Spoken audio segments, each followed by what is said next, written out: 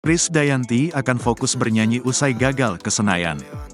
Krisdayanti akan kembali fokus di karirnya sebagai penyanyi setelah gagal lolos menjadi wakil rakyat dalam pemilu legislatif, Pileg 2024. Selain kembali manggung, ibu dari penyanyi Aurel Hermansyah itu juga akan kembali mengurusi bisnisnya.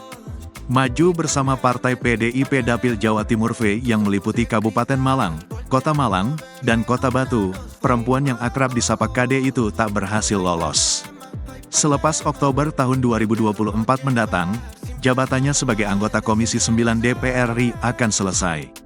Sembari tertawa, KD memastikan akan teruskan karir bernyanyi. Kalau ditanya nyanyi lagi, itu harus ya, kata Krisdayanti sembari tertawa saat ditemui di daerah Petogogan, Jakarta Selatan, Rabu, tanggal 24 April tahun 2024. Bisnis, juga, ada yang bantu, terusnya. Meski begitu, KD mengaku sedih ketika dirinya tak lolos yang membuat suara perempuan di DPR RI akan berkurang.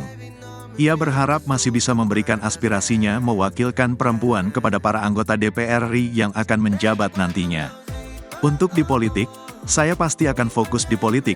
Mungkin kalau sedih ya karena kehilangan satu suara perempuan untuk mewakilkan perempuan, itu yang bikin saya sedih, ucapnya.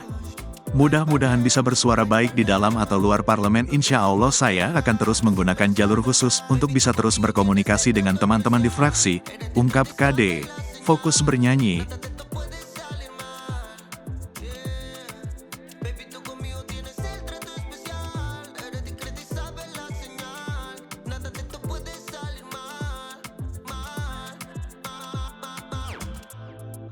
A que suene el celular, yo lo levanto a la hora que sea. Yo estoy ready para hacer la tarea.